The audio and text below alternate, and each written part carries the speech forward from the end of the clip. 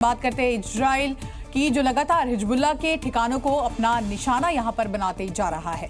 और आपको बता दें, इजराइल और हिजबुल्लाह के बीच भीषण जंग जारी है और अब इजराइल हिजबुल्लाह के पाताल लोक तक पहुंच गया है। जी हां, इजराइल ने हिजबुल्लाह के बड़े अंडरग्राउंड ठिकानों पर हमला किया है, जिसमें उसके 50 से ज्यादा आतंकी मारे गए हैं। बिल्कुल, और जो आतंकी मारे गए हैं उनमें हिजबुल्लाह के 6 कमांडर शामिल हैं। इजराइल ने यह हमला दक्षिणी लेबनान में किया और एयर स्ट्राइक से हमला किया गया है। ये तस्वीरें इस वक्त आपके सामने।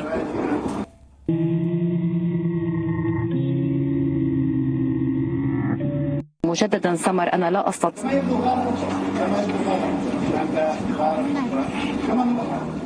سمر عم तो ये दो तस्वीरें इस वक्त आपके सामने हैं। पहली तस्वीर जहां पर बेंजामिन नेतन्याहू ने यह ऐलान किया और मारे गए नसरुल्लाह के उत्तराधिकारी, आपको बता दें एक एक कर जिसकी संभावना है कि वो हिजबुल्लाह को संभाल सकता है, इजराइल यहां पर उनको अपना निशाना बनाते हुए।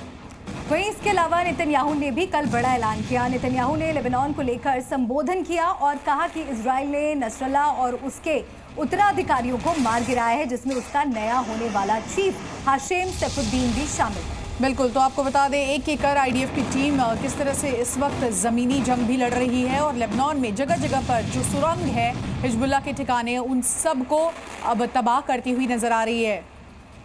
हाल ही में आपको बता दें एक तस्वीर भी सामने आई जहां पर सुरंग की तस्वीर देखने को मिली और वहां पर हथियार बरामद किए गए।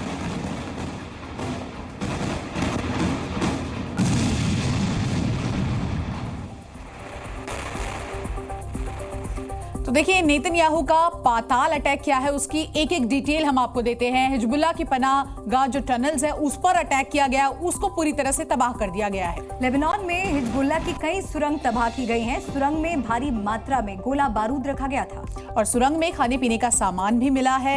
एक फ्रिज भी बाकायदा बरामद यहां से किया गया है। हमले से बचने के लिए सुरंग का इस्तेमाल यहां पर किया जा रहा था और साथ ही आईडीएफ के ग्राउंड ऑपरेशन में सुरंग को नष्ट कर दिया गया। तो ये तमाम जानकारियां हैं जो सामने आ रही हैं, किस तरह से हमले से बचने के लिए सुरंग का इस्तेमाल वहां पर किया जा रहा था और आईडीएफ के ग्राउंड ऑपरेशन में सुरंग को नष्ट कर दिया गया।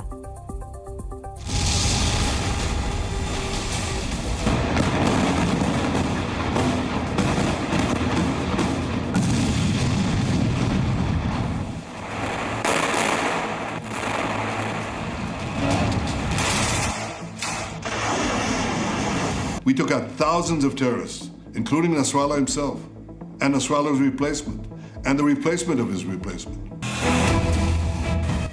हिजबुल्लाह किस तरह लाचार हो चुका है, इसको अब इस तरह समझिए कि उसका करता धरता नसरुल्लाह मारा गया, उसके बाद जिसे कमान मिलनी थी वो भी मारा गया, उसके बाद जिसे नसरुल्लाह का नंबर 3 माना जाता था वो भी मारा गया।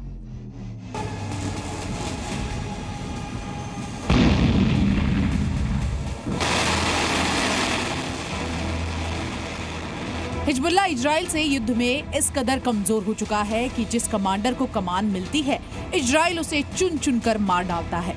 खुद बेंजामिन नेतन्याहू को सुनिए कि कैसे उन्होंने ऐलान किया कि हिजबुल्लाह अब आतंकी संगठन नहीं बल्कि एक कमजोर संगठन बन चुका है। We've degraded Hezbollah's capabilities. We took out thousands of terrorists, including Nasrallah himself, and Nasrallah's replacement, and the replacement of his replacement. Today, Hezbollah is weaker than it's been for many, many years.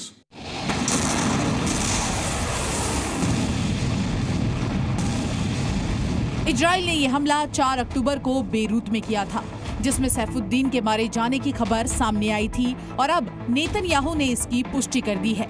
Saifuddin को Nasrallah के बाद Hezbollah की कमान संभालनी थी, लेकिन उससे पहले ही वो Israeli हमले का शिकार बन गया। नेतन्याहू ने ये बयान कल लेबनान के लोगों को संबोधित करते हुए दिया।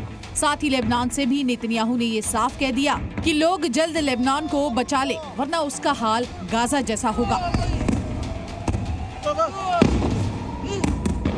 You have an opportunity that hasn't existed in decades. An opportunity to take care of the future of your children and grandchildren.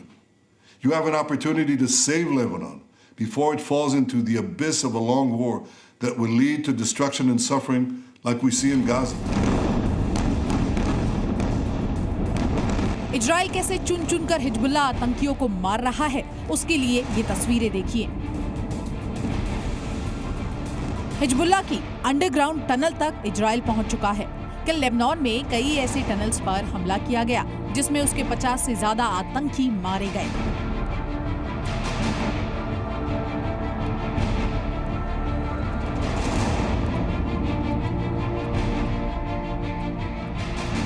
इनमें हिजबुल्लाह के साउथ फ्रंट और राडवान फोर्स के 6 सीनियर कमांडर भी शामिल है। आईडीएफ के मुताबिक इन्हीं सुरंगों से इजराइल पर हमले की प्लानिंग की जा रही थी।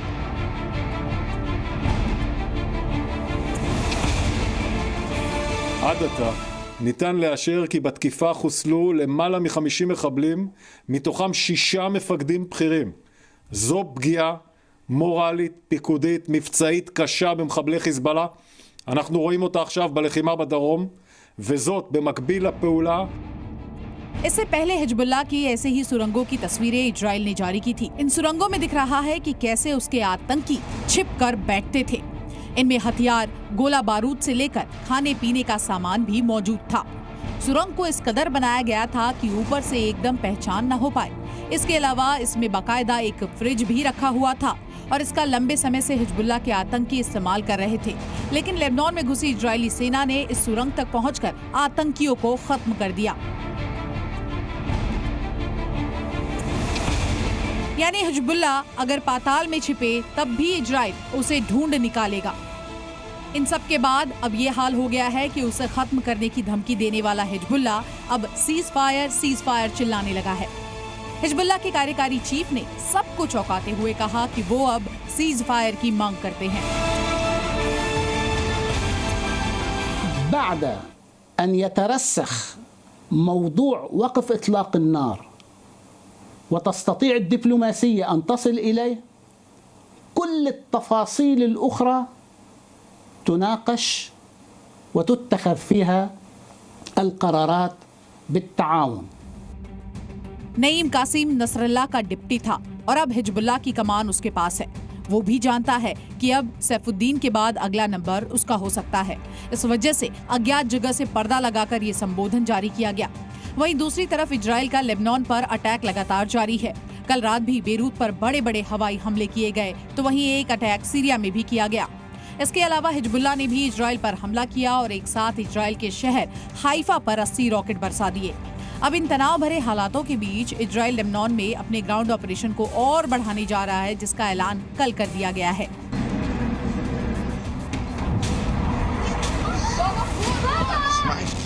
ब्यूरो रिपोर्ट, जी मीडिया।